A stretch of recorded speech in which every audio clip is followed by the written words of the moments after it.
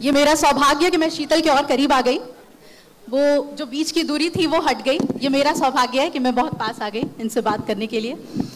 और शीतल के बारे में क्या कहूँ, कल जब रात में इनसे मुलाकात हुई तो महज 16 साल की लड़की और क्या कीर्तिमान उसने देश के लिए स्थापित कर दिया और ये साबित किया कि दिव्यांगता होने पर जो चुनौतियां हैं उन चुनौतियों को भी अपने अवसर में हम कैसे बदल सकते हैं। किश्तवाड़ से आती हैं और अब गोल्डन गर्ल हैं, गोल्डन विंग्स ऊपर वाले ने इनको दे दिया है। तो आइए इनके साथ ये बहुत ही दिलचस्प सेशन हम शुरू करते हैं, बातचीत शुरू करते हैं। दो बहुत अच्छी बात हुई है इस हफ्ते, बहुत बहुत स्वागत है शीतल तुम्हारा। दो बहुत अच्छी बातें हुई हैं। एक तो वर्ल्ड रैंकिंग में आप नंबर 1 हो गई हैं। कल जब आपसे बात हो रही थी तो आपके साथ के लोग कह रहे थे कि शीतल समझती नहीं है इस बात को कि ये वर्ल्ड रैंकिंग क्या होती है। ऐसा है क्या? हाँ जी, मेरे को पता नहीं है कि मैं वर्ल्ड नंबर 1 बन चुकी हूँ, कि मुझे तक पता नहीं है। ये कितनी प्यारी बात है। और ये इनोसेंस जो है, कहते हैं कि इनोसेंस इज ब्लिस, ये भगवान करे हमेशा बना रहे इनके अंदर कि आप नंबर 1 पे हैं, चरम पर हैं, लेकिन आपको उसका एहसास नहीं है और नीचे वाले आपको देखकर बिल्कुल स्तब्ध हैं कि आप वहां पहुंच गई हैं। दरअसल शीतल, इतनी कम समय में जो परफॉर्मेंस है आपकी, 230 पॉइंट्स यू हैव अचीव्ड, और क्योंकि ये बहुत ही कम समय में हुआ है इसीलिए विश्व के जितने भी आर्चर्स हैं इतने कम समय में इतना बेहतरीन प्रदर्शन उन्होंने नहीं किया है, इसलिए आप नंबर 1 हैं। लेडीज एंड जेंटलमैन, इस बात को अपनी तालियों से बताइए कि सर्वश्रेष्ठ खिलाड़ी विश्व का हमारे मंच पर बैठा हुआ है इस वक्त शीतल के रूप में। तो शीतल, कल तो आपका पूरा परिवार साथ में था हमारे और हम मिले और आपकी बचपन की कुछ बातें मुझे पता चली, लेकिन शुरुआत कैसे हुई? कैसे शुरुआत हुई? कैसे ये पता चला कि शीतल के अंदर एक खिलाड़ी है? नमस्ते, मैं आपको बताऊं कि मैंने आर्चरी स्टार्ट कैसे की थी। सबसे पहले मेरा गांव एक छोटा सा है किश्तवाड़ में। मैं वहाँ पे रहती थी पहले, जब छोटी सी थी। मुझे स्कूल जाना बहुत पसंद था। तो बाद में मैं एक दिन गई थी ट्रीटमेंट करने के लिए बेंगलोर में। वहाँ पे प्रीति मैम मिली थी। उन्होंने मुझे स्पोर्ट्स के बारे में बताया था कि मुझे बचपन में स्पोर्ट्स करना पसंद था, पर मुझे ऐसा लग रहा था कि मैं नहीं कर पाऊँगी। तो जो मैं करती थी उसको मतलब जो मैं करना चाहती थी, मुझे पहले सपना था कि मैं टीचर बनूं। बाद में वो सपना बदल गया एक। तो बाद में उन्होंने मुझे स्पोर्ट्स के बारे में बताया कि तू कर पाएगी। तो तब भी मुझे लग रहा था कि नहीं कर पाऊंगी। फिर उन्होंने मुझे मेरे जैसे लोगों से मुझे मिलाया, तो उन्होंने भी मुझे बहुत सपोर्ट किया, बताया कि कर पाएगी ऐसे ऐसे। तो बाद में मुझे थोड़ा सा लगा कि मैं कर पाऊंगी। बाद में मेरे कोचेस कुलदीप वेदवान मैम, अभिलाषा चौधरी, उनसे बात हुई। उन्होंने मुझे श्री माता वैष्णो देवी आर्चरी अकेडमी में बुलाया।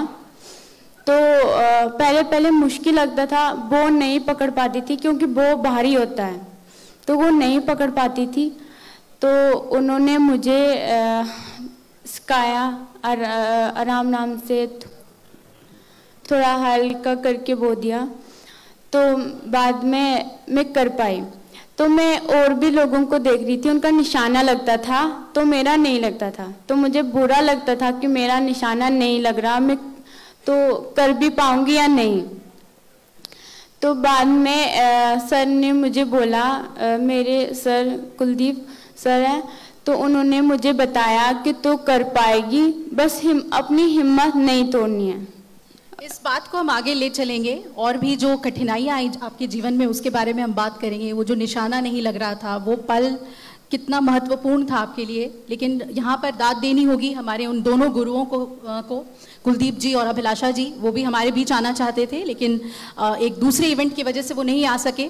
खिलाड़ियों के ही उनके लिए नमन है जो इस प्रतिभा को उन्होंने पहचाना और ट्रेन किया। अभिलाषा जी और कुलदीप जी का इस मंच से हम शुक्रिया करते हैं कि एक टैलेंट हंट करना, गुरु के लिए एक पात्र को चुनना, उस प्रतिभा को चुनना भी, ये भी एक बहुत बड़ी बात होती है, वरना हर किसी में प्रतिभा होती है। और शीतल, जैसे आप बता रही थी, तो एक घटना के बारे में मुझे मालूम है कि जब आप बैंगलोर गए तो अभिलाषा और कुलदीप कोशिश कर रहे थे कि बोझ उठाने में आपको दिक्कत हो रही थी कि प्रोस्थेटिक का आपको मदद मिले, लेकिन मेडिकली कहा गया कि वो आपके ऊपर नहीं अप्लाई किया जा सकता। तो एक तस्वीर आपकी सबसे ज़्यादा लोगों ने देखी, बल्कि हम लोग भी उसको देखकर रोंगटे खड़े हो जाते हैं, जब पैर से आप निशाना साधते हुए दिखती हैं और फिर निशाना लगाती हैं। तो ये कैसे हुआ? आपने उनको कैसे ये समझाया कि बिना प्रोस्थेटिक के भी मैं ये कर सकती हूँ? मैंने जो प्रोस्थेटिक लगाया था बेंगलोर में, मुझे लगता था कि मैं कुछ कर पाऊंगी, उनसे अपना सारा काम कर पाऊंगी। तो जब मैंने वो लगाया तो मुझे भारी लगने लगे वो। तो बाद में एक दिन लगाया मैंने तो मुझे भारी लगने लगे, फिर मैंने खोल के रख दिए वो।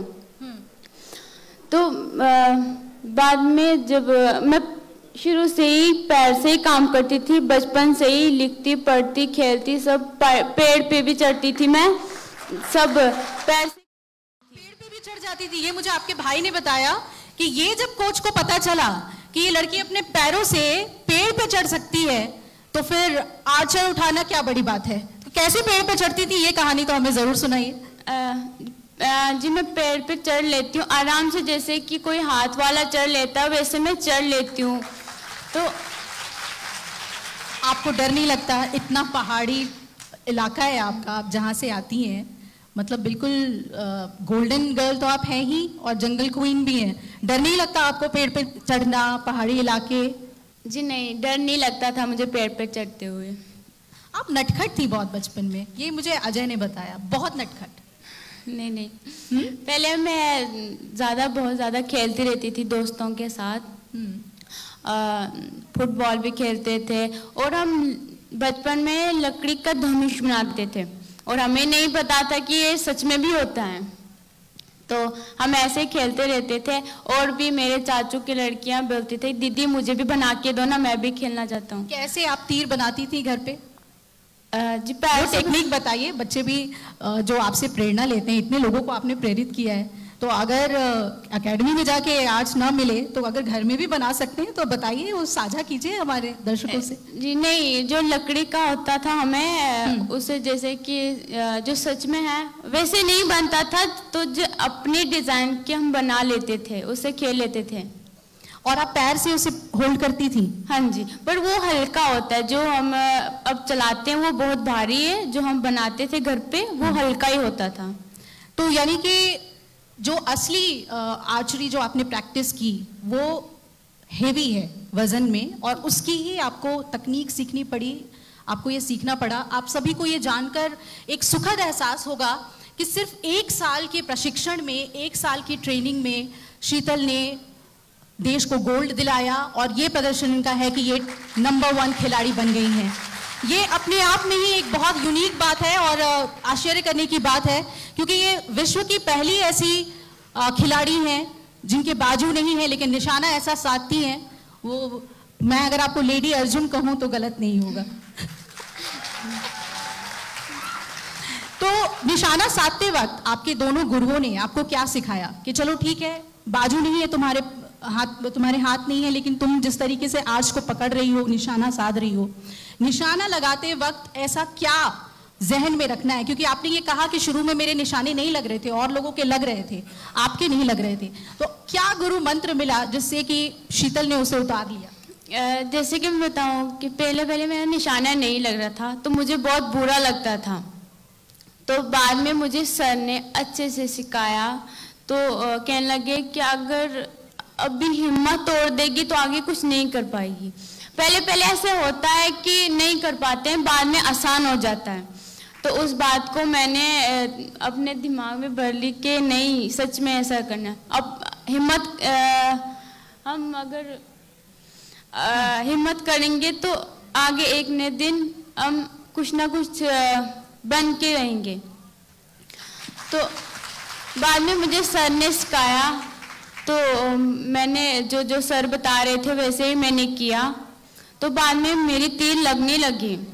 तो तो फिर मैं ज़्यादा थोड़ा सा खुशी होने लगी कि अब लगने लगे मेरे तीर, मुझे और भी मेहनत करनी चाहिए थी कि मैं बहुत आगे तक पहुंचूं। फिर एक दिन मैं नेशनल खेलने गई थी, तो वहाँ पे एबल वालों के साथ खेला मैंने नेशनल, तो वहाँ पे मैंने एक सिल्वर मेडल जीता था। तो मुझे बहुत अच्छा लगा था तब कि मैंने पहला मेडल जीता था। मतलब जीत का वो पहला स्वाद आपने चख लिया था? हाँ जी, तो मुझे बहुत अच्छा लगा। मैंने सोचा कि जब मैं सोचने लगी कि मुझे और भी ज़्यादा मेहनत करनी चाहिए और भी काफ़ी सारे मेडल जीतने पड़ेंगे ऐसे ही, तो फिर मैंने और भी मेहनत की कि आज मैं एक स्टार बन गई हूँ। कि ये सुनिए सब भी कह रहे हैं कि शीतल एक स्टार बन गई है। बिल्कुल, आप हमारी बहुत स्टार हैं, गोल्डन स्टार हैं आप। तो मेरे को बहुत अच्छा लग रहा है, लोगों को जब सुन के ऐसा बोल रहे हैं, मुझे सच में बहुत अच्छा लग रहा है ये सुनकर। मुझे लगता है कि इस वक्त आप लोग इतने जिसको कहते हैं ना मासूमियत वाले भाव में या अपने बचपन में चले गए होंगे। इनको ये नहीं पता कि ये वर्ल्ड की नंबर 1 खिलाड़ी हो गई है आर्चरी में, और इनको ये पता है कि ये स्टार हो गई है। अच्छा देखिए, सोशल मीडिया से बहुत सवाल आ रहे हैं और बहुत सारे कॉम्प्लीमेंट्स भी आपके लिए आ रहे हैं। मैं कॉम्प्लीमेंट्स पर जाऊंगी, बताऊंगी आपको कि क्या क्या बातें लोगों ने आपके लिए लिखी हैं, लेकिन कुछ सवाल हैं। जैसे आप ही के जैसे हमारे एक दिव्यांग बच्चे ने लिखा है बहुत प्यार से कि मैं भी स्पोर्ट्स प्रैक्टिस करता हूँ, लेकिन कभी कभी एक निराशा होती है। क्या कभी शीतल जी आपको भी निराशा होती थी जब आप प्रैक्टिस कर रही थी, जब ये सफलता का स्वाद आपने नहीं चखा था? हाँ, मुझे ऐसा लग रहा था कि मुझसे नहीं होगा ये सब स्पोर्ट्स। तो बाद में मुझे कोच बहुत, मेरी लाइफ में जितने भी आए हैं आज तक बहुत अच्छे आए हैं। मैं ये सोच रही हूँ कि मेरे जैसे किस्मत वाले कोई है ही नहीं इस दुनिया में। तो उन्होंने मुझे सपोर्ट किया कि बस करना है तो करना है, करना है तो करना है। क्या बात है। और यही बात जिन्होंने सवाल पूछा है उनको हम ये बता देते हैं कि करना है तो करना है। अगर ये जज्बा है, ये दिल में ठान लिया, तो नतीजा आएगा ही और बेहतर आएगा। देखिए, किसी ने लिखा है, एक कमेंट है कि आपको फोकोमेलिया हुआ जिसकी वजह से बाजू आपके नहीं है बचपन में, तो माता पिता के बारे में वो जानना चाहते हैं कि क्या कभी मम्मी पापा को एक स्ट्रगल करना पड़ा जब आप बड़ी हो रही थी? आपसे एक बड़ा भाई है, लेकिन आप मंझली लड़की हैं अपने घर में, 3 संतानों में बीच में हैं। तो माता पिता को कितनी दिक्कतें आई? क्योंकि किश्तवाड़ के जिस जगह से आप आती हैं वो बिल्कुल हिली एरिया है, मेन जो शहर है मुख्य शहरों से कटा हुआ है थोड़ा। तो ट्रीटमेंट को लेकर या बाकी आपके प्रशिक्षण को लेकर कितना उन्हें मेहनत करनी पड़ी आपके पीछे? मेरी मम्मी पापा जो है उन्होंने कभी ये नहीं सोचा कि हमारी बेटी कुछ नहीं कर पाएगी। जब उन्होंने आज देख रहे हैं वो बहुत खुश हैं कि हमारी बेटी मेडल जीत के आती है, तो उन्हें बहुत खुशी होती है। और उन्हें ये कभी नहीं सोचा कि बचपन में हमारी बेटी कुछ नहीं कर पाएगी। लोग कहते थे कि उनको लगता होगा कि ये शीतल कुछ नहीं कर पाएगी अगर दोनों हाथ नहीं है तो, बट अभी उनको पता नहीं है कि अगर किसी को कुछ प्रॉब्लम हो तो वो भी कुछ कर पाता है। अगर मैं कहती हूँ कि अगर मेरे जैसे भी बहुत भाई बहन होंगे तो वो भी अगर कुछ स्पोर्ट में खेलें तो एक ना एक दिन वो भी एक स्टार बन जाएंगे। बस अपनी हिम्मत नहीं तोड़नी है, तो बस अपनी हिम्मत नहीं तोड़नी है।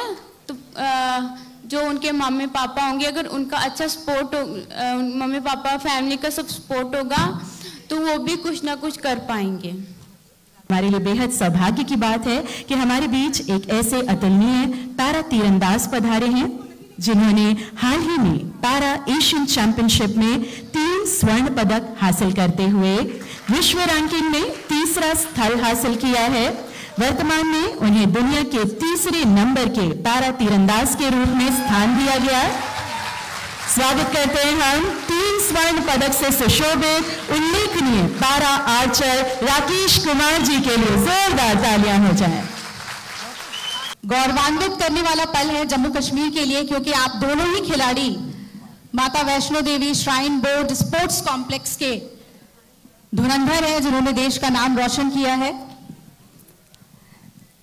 तो राकेश जी, गोल्ड की हैट्रिक लगाया आपने आर्चरी में, उस पल को जरा बताइए।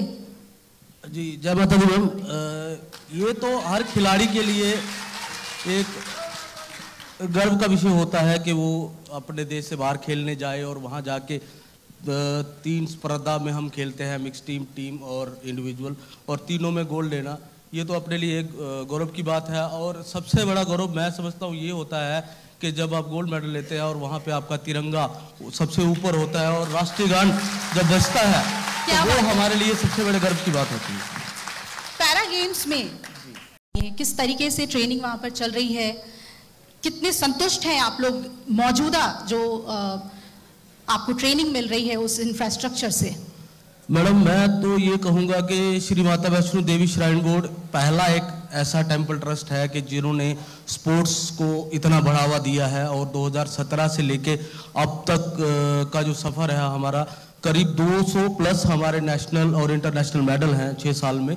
और हमारे जो कोचिस हैं उनकी काफ़ी ज़्यादा सपोर्ट हमें मिलती है, क्योंकि मेरे कोच जो हैं उनका एक ही सिद्धांत है कि ना वो छुट्टी लेते हैं और ना हमें लेने देते हैं। क्या बात है। अगर हम पूरा साल 365 दिन प्रैक्टिस करते हैं और प्रैक्टिस का नतीजा ना आए, ऐसा हो नहीं सकता, क्योंकि मैं समझता हूँ कि हर बार हम जहाँ भी खेलने गए हैं हमारा प्रदर्शन हमेशा बढ़ के ही आया है। और अब हमारी छोटी बहन शीतल, इसने तो कमाल ही कर दिया। नाज है आप दोनों पर नाज है। बिल्कुल बिल्कुल। राकेश जी, अब हमें ये बताइए, अभी शीतल की कहानी हम सुन रहे थे, किश्तवाड़ की एक छोटी सी जगह से, गांव से वो आती हैं, कितना चुनौतीपूर्ण होता है, लेकिन गांव के बच्चे जब निकलकर सभी दिक्कतों को, सभी परेशानियों को पीछे छोड़कर और परचम लहराते हैं। राकेश कुमार की क्या कहानी है, कैसे पैरा गेम्स में आना हुआ, स्पोर्ट्स को लेकर वो जुनून, वो जिद कब आया? मैडम मेरा एक्सीडेंट जो था वो 2017 में हुआ था। उससे पहले मैं 7 साल प्लम्बर रहा हूँ कटरा में।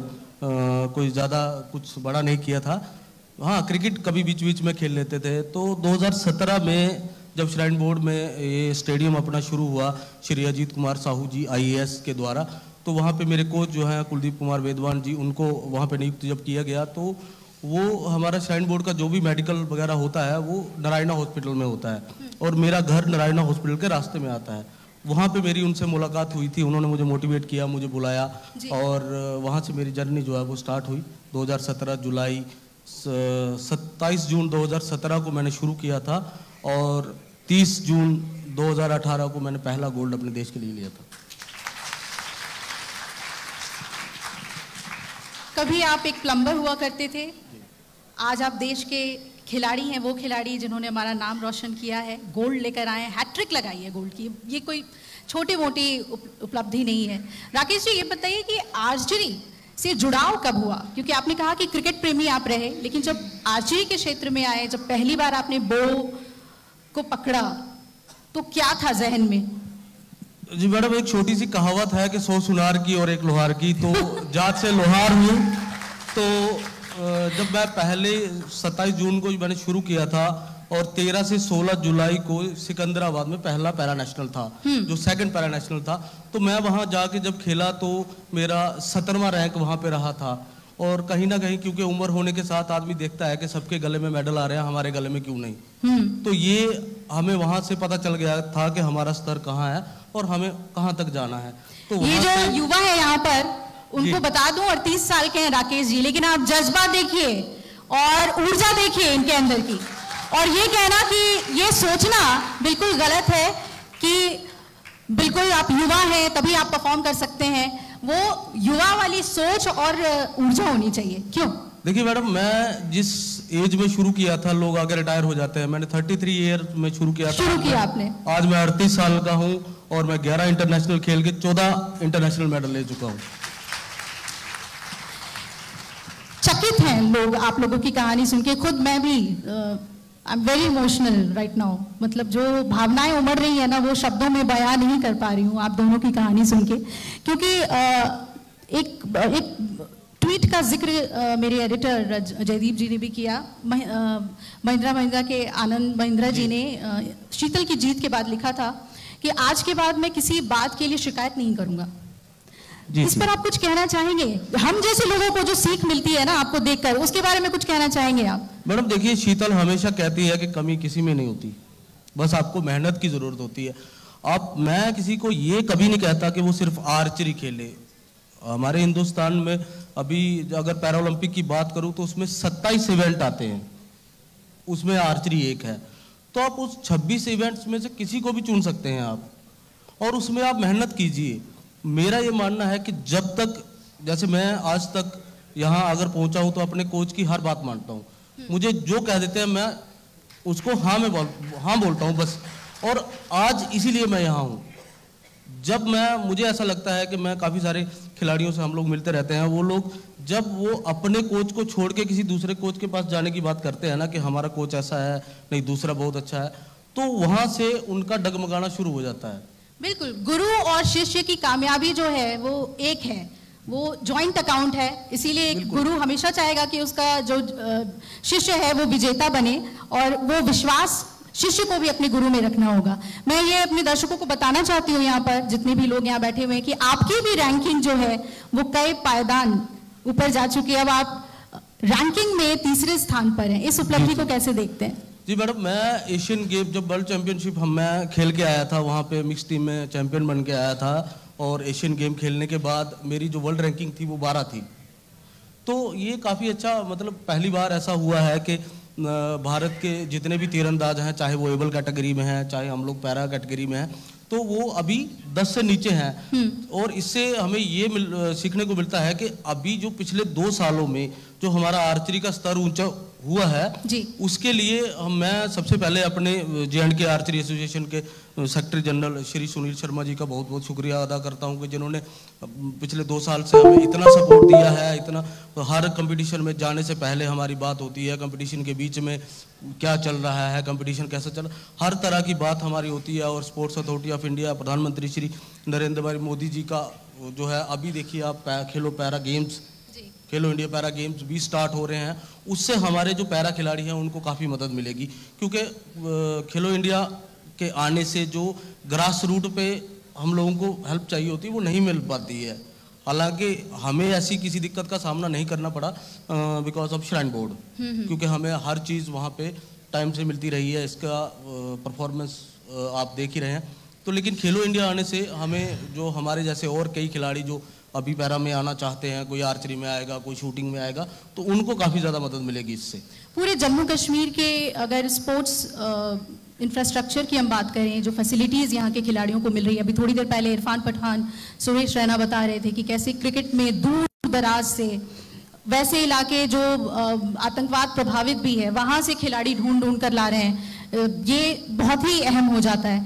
तो जैसे किश्तवाड़ से शीतल आई गाँव से, आप यही के हैं, जम्मू के हैं, तो क्या लगता है आपको किस तरीके से चयन प्रक्रिया और बेहतर हो ताकि ज्यादा से ज्यादा टैलेंट्स जो हैं, प्रतिभाएं जो हैं, वो उभर कर सामने आए?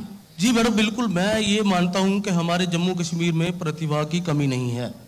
बस जरूरत ये है कि उस प्रतिभा को सामने कैसे लाया जाए, उसके लिए गवर्नमेंट को प्लान बनाने चाहिए, और उस प्रतिभा को निखारने के लिए किस तरह से काम करना चाहिए, इस पे थोड़ा सा विचार हो तो हम और ज़्यादा आगे बढ़ेंगे। अच्छा, एक हेल्थ को लेकर हम लोग लगातार बात करते हैं, फिटनेस को लेकर लगातार बात करते हैं, और वो भी ऐसे वक्त में जबकि प्रदूषण एक हमारे लिए चुनौती है, खान पान चुनौती है। आप लोग क्या करते हैं? मैं शीतल आपसे भी जानना चाहूँगी, फिटनेस को लेकर राकेश जी क्या वो मंत्र है जो आप देना चाहेंगे और जो खुद आप अपने जीवन में उसे अपनाते हैं? देखिए मैडम, फिटनेस के लिए मैं ज़्यादा एक्सरसाइज तो कर नहीं पाता हूँ, तो लेकिन मेरा एक सबसे अच्छा, मैं समझता हूँ अच्छा है नहीं है दूसरों के लिए, मैं सुबह 5 बजे उठता हूँ, चाहे मैं रात को 12 बजे सोऊं, चाहे मैं 2 बजे सोऊं। लेकिन ये है कि अगर कंपटीशन नहीं है या कुछ नहीं है तो मैं सर्दियों में 9 बजे तक सो जाता हूँ और गर्मियों में 9:30 बजे तक। जल्दी सोना मेरी आदत है, और सुबह जल्दी उठ के अपना व्हीलचेयर ही चला सकते हैं, तो सुबह 1-2 किलोमीटर व्हीलचेयर चला लिए शाम को प्रैक्टिस के बाद, तो यही हमारा है। और मेडिटेशन कर लेते हैं बैठे बैठे, योगा, बस यही हमारा फिटनेस का राज है। और थोड़ा सा क्या है कि हम लोग डाइट पे थोड़ा सा कंट्रोल रखते हैं अपना, डाइट का बहुत ख्याल रखना होता है। और आप तो बहुत भागती फिरती हैं हर जगह, आपके बारे में तो मुझे पता है कि आप बचपन से ही इतनी भागती फिरती थी कि लोग समझ गए थे कि ये एक खिलाड़ी है, कभी भी शांत नहीं बैठी आप क्या करती हैं अपने फिटनेस के लिए? आपके कोच ने आपको क्या सिखाया है कि इस बात का तुम्हें हमेशा ख्याल रखना है, इस डिसिप्लिन में तुम्हें रोजाना जीना है? मुझे कोच सर ने सिखाया है कि अपनी डिसिप्लिन में रहना है, और सुबह हम जब उठते हैं, नहाते धोते फिर ग्राउंड जाते हैं, हम वहाँ पे मेडिटेशन करते हैं, स्ट्रेचिंग करते हैं, उसके बाद हम शूट करते हैं। शाम को जब हम बोझ अंदर रखते हैं तो बाद में हम रनिंग करते हैं। तो वैसे ही सर ने मुझे सिखाया हमेशा कि अपनी गेम पे ज़्यादा फोकस करना चाहिए, किसी पे नहीं, अपनी गेम पे ज़्यादा फोकस करोगे तो ज़्यादा आगे बढ़ोगे। एक पैरा खिलाड़ी की चुनौतियां क्या हैं? ये जितना भी अब नेम फेम आ रहा है, उसके साथ आर्थिक संबलता भी आ रही है, लेकिन उसके अलावा चुनौती क्या है? क्या मांग रखते हैं आप राज्य सरकार से और केंद्र सरकार से कि जो सिक्योरिटी है, जो सोशल सिक्योरिटी है, वो कैसे सुनिश्चित हो एक पैरा खिलाड़ी की? मैडम देखिए, जब से मतलब अभी 14 साल हो गए मुझे व्हीलचेयर पे आए हुए। शुरू में लगता था कि व्हीलचेयर पे रहना, व्हीलचेयर पे काम करना, हर काम करना हमारे लिए चुनौती है, लेकिन अभी पता है कि यही जिंदगी है, हमारे पैर ये हैं, ये व्हीलचेयर ही है। तो मैं नहीं मानता कि हमें कोई कई चुनौतियों का सामना करना पड़ता है। गेम है, हमारे कोचिस ने जो हमें सिखाया है वो इस तरह से सिखाया है कि अगर कभी हम गलत भी करते थे तो वो हमें चेयर पे बिठा के, खुद व्हीलचेयर पे बैठ के तीर चला के हमें सिखाते थे कि नहीं, आपको इस तरह से चलाना है। तो चुनौती कुछ नहीं है मैडम, ये आप अपने दिल को, अपने माइंड को स्ट्रॉन्ग कर लो, आप सबसे आगे हो। अब चलो ये कह के आपने दिल खुश कर दिया कि चुनौतियां हैं ही नहीं। अच्छा, अगर 1 मिनट में राकेश कुमार को खुद को डिफाइन करना हो तो कैसे करेंगे? मैडम मैं ये मानता हूँ कि मैं जमीन से जुड़ा हुआ इंसान हूँ, एक किसान का बेटा हूँ, और जब तक मैं खेलूंगा मैं ऐसे ही रहना चाहता हूँ। तो ये नेम फेम और ये जो लोगों को लगता है कि हम स्टार हो गए, मेरे लिए ये सब मायने नहीं रखता, क्योंकि मेरे लिए सिर्फ मेरे कोच की एक ही बात मायने रखती है कि मुझे आगे तक खेलना है, बस। यही सवाल शीतल तुमसे, 1 मिनट में अगर मैं कहूँ शीतल अपने आप को डिफाइन करें। स्टार आप खुद को कह चुकी हैं, लेडी अर्जुन मैंने आपको कहा है। मैम मैं अब तक अपने आप को स्टार नहीं मानती बस लोग कहते हैं तो प्यार से मुस्कुरा देती हूँ। हाँ जी। अच्छा, जल्दी से एक रैपिड है, सवाल है लोगों के, वो हम जल्दी से लेते हैं। आपका फेवरेट फूड, खाना क्या पसंद है? फेवरेट खाना मैडम, मैं मीठा तो खाता नहीं हूँ, तो मुझे वेज बिरयानी काफी पसंद है। हाँ, राजमा चावल के शौकीन नहीं है? नहीं। फेवरेट मूवी, एक ऐसी फिल्म जो आपके दिल को छू गई? मैडम एक मूवी आई थी, कभी खुशी कभी गम, मुझे काफी पसंद है। क्या बात। फेवरेट गेम, वो खेल जो आप सबसे ज्यादा देखना पसंद करते हैं? मैडम आर्चरी है, अभी यही है सब कुछ। क्या बात है, क्या बात है। बिगेस्ट इंस्पिरेशन, सबसे बड़ी प्रेरणा? सबसे बड़ी प्रेरणा मैडम, मैं हमारे देश के एक तीरंदाज हैं श्री अभिषेक वर्मा जी, तो उनको देख देख के यहाँ तक पहुँचे हैं। उनके पास मैं समझता हूँ कि अभी 100 से ज़्यादा इंटरनेशनल मेडल होंगे, और वो काफ़ी बड़े खिलाड़ी हैं, नंबर 1 है अभी, वर्ल्ड रैंकिंग में भी नंबर 2 पे हैं। आपका वो सपना जो अभी तक आप देख रहे हैं उसे पूरा करना है, या फिर वो सपना पूरा हो गया? नहीं मैडम, अभी तक तो नहीं हुआ, अभी शुरुआत है। एक पैरा ओलंपिक गोल्ड मेडल मेरे गले में हो, उसका सपना तो अभी बाकी है। क्या बात है, तालियां इस बात पे। चलिए, अब यही खेल आपके साथ खेल रहे हैं। शीतल जी, आपका फेवरेट फूड? मुझे मीठे में आइसक्रीम पसंद है। Favourite movie? Jersey movie. Favourite actor actress भी बता दीजिए, वो हीरो हीरोइन जिसको आप बहुत देखना पसंद करती हैं। चलो ठीक है, फेवरेट गेम बताओ। आर्चरी। आर्चरी, आप बता रही थी आप फुटबॉल भी खेलती थी? पहले मैं फुटबॉल खेलती थी। देखना पसंद करती हैं फुटबॉल मैचेस? बिल्कुल। बिगेस्ट इंस्पिरेशन, जिन्होंने आपको सबसे ज्यादा प्रेरित किया, जिन्होंने आपको बहुत हौसला दिया कि मुझे भी ऐसा बनना है?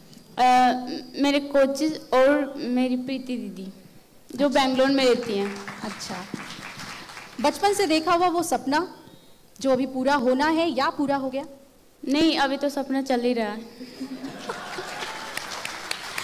आप दोनों के वो सभी सपने साकार हो, क्योंकि उन सपनों में हमारे सपने भी हैं, और हम भी ये सपना देख रहे हैं कि इससे भी बड़े बड़े जो तमगे हैं वो आपके सीने पर शोभा बढ़ाए, हमारे देश को गौरवान्वित होने का मौका दे। राकेश जी बहुत बहुत शुक्रिया इस सेशन में हमारे साथ जुड़ने के लिए। शीतल तुम्हारा बहुत बहुत शुक्रिया, और यूं ही तुम नंबर 1 बनी रहो, इस पायदान से, इस नंबर 1 पायदान से तुम नीचे ना हो, यही शुभकामनाएं हमारी है तुम्हारे लिए। बोल। किसी में कोई कमी नहीं होती है, बस मेहनत की जरूरत होती है। चलिए इसी बात के साथ हम इस सेशन को वाइंड अप करते हैं, अगले सेशन की ओर बढ़ते हैं। बहुत बहुत धन्यवाद आप सभी का। अगर आप ये वीडियो YouTube पर देख रहे हैं तो हमारे चैनल को सब्सक्राइब करें और बेल आइकन को दबाना ना भूलें। अगर आप Facebook पर ये वीडियो देख रहे हैं तो हमारे पेज को लाइक करें।